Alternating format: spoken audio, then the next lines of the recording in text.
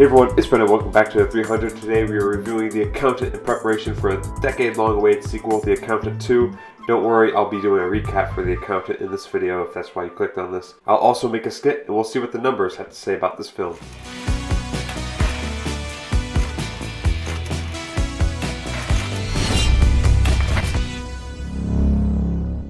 So in summary, Ben Affleck plays Christian Wolf, who's the accountant for drug cartels, arms dealers, and other criminals. But in this movie, a legit robotics company hires him to check the books that Anna Kendrick previously checked, and she said she found something shady. And after a very cool accounting montage, Ben Affleck finds out that she was right, and he has to save Anna Kendrick from these people trying to murder her, because the CEO is trying to cover up his tracks, and he's also using somebody else to clean up loose ends. He hires a hitman named Brax, aka the Punisher, aka Jon Bernthal. It turns out that Brax is Christian Wolf's brother, but they don't know that until the very end of the movie, the climax, and they have a fist fight, and then they hug, and then they live happily ever after, kinda. You thought maybe Ben Affleck and Anna Kendrick's character were gonna stick together in the end, but no, he just left her a painting and dipped. So yeah, it was a fun action thriller. The narrative analysis scored 7.1 out of 10. I found the plot to be pretty confusing at times. I really didn't know what the Punisher's character was doing or why he was doing it. For the most part, I was able to keep along.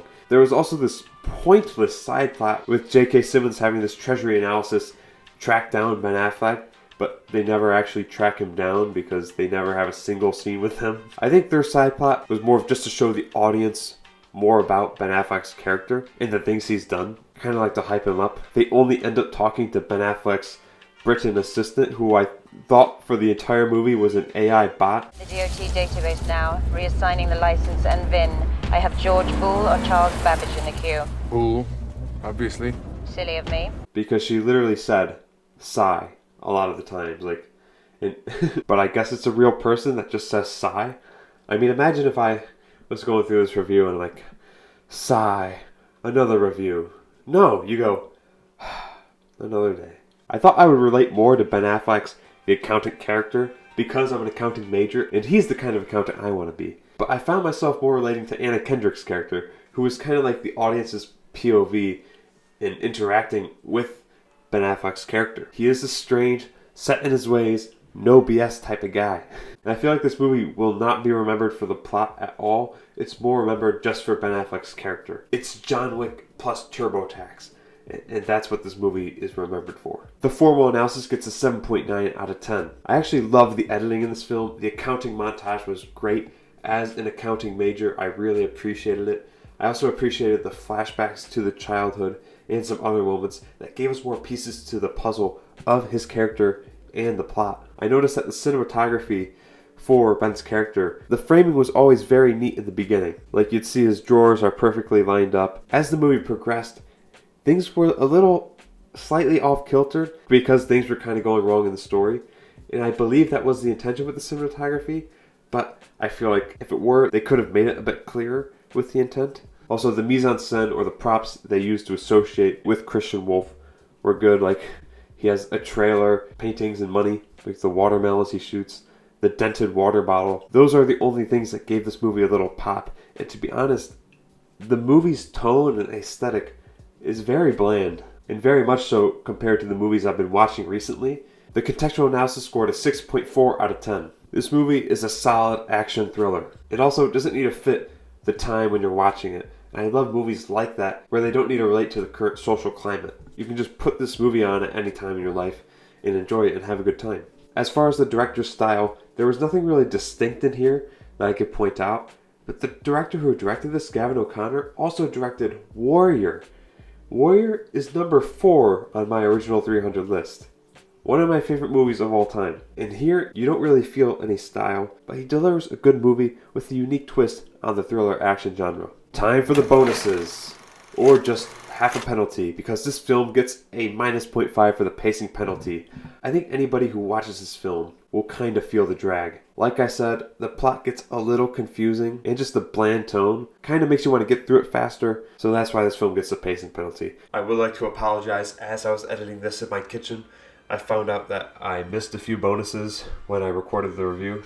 This film gets a performance bonus. I would say for J.K. Simmons and Ben Affleck. For J.K. Simmons, it was particularly in the flashback scene where Ben Affleck had the gun to his head and, J.K. Simmons pleaded for his life. Very good. And Ben Affleck, like I said, this film is going to be remembered for his character. It's such a distinct character and performance. This film also gets the originality bonus because who would have ever thought to make a movie about an accountant killing people? I wish I made that movie. This film gets a plus 0.5 for the recommendation bonus. I feel like only a select few groups of people would like this film. If they like John Wick films or any of the action thriller films. If you don't like those types of films, then I probably wouldn't recommend this. I would recommend it to most people though. While I was recording this, I forgot to put in the 0.5 in my math, so I may have to adjust some things as we go on. Now it's time for the call bonus. I'll now call a random person on my phone and ask if they've heard of the movie. If they have, it gets a plus 1%.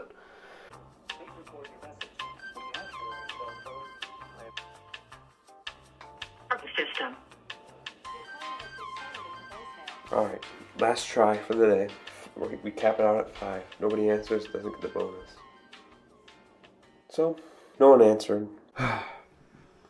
This is the second time this has happened. I mean, this is just like a reliability test. Like, who can I call and who's going to pick up and who's going to be there for me? Because you watching, if you called me, I'll pick up. I'll talk to you. I'm always happy to talk. That's just me. I get people are busy. But thanks to the ones who pick up when I call. So after all that, my final score is 73.2%. But it's time to factor in external opinions. The audience gave this a 77%. The critics gave it a 53%. And IMDb gave it a 73%. Now this series is called The 300 because I am on a journey to fix my original 300 list of movies that is just terrible.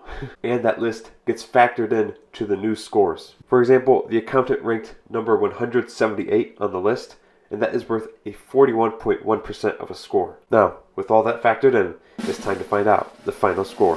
The final score is 68.89727604%. Now ranking as the third best movie of all time out of the movies on this list. It is just slightly above The Lion King 2019 and nowhere close to Toy Story or Shawshank Redemption. But next week, can The Accountant 2 reach those heights? We'll tune in next week and we'll find out. Thanks for watching. Have a great day. Please subscribe and stay for the skit. We're having lemon meringue pie.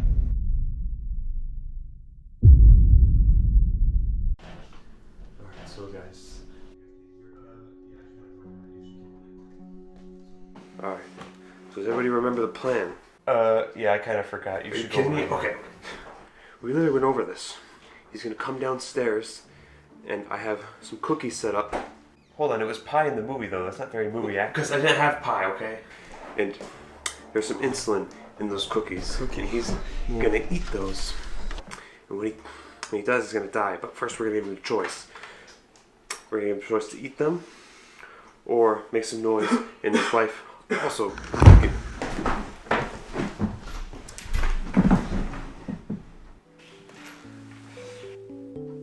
that was a plan.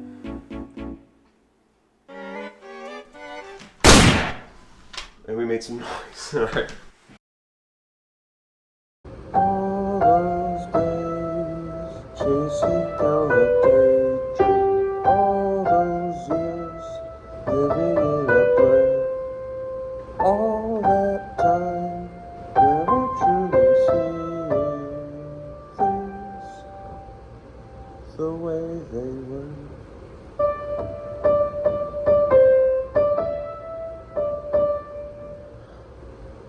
And at last I see the light.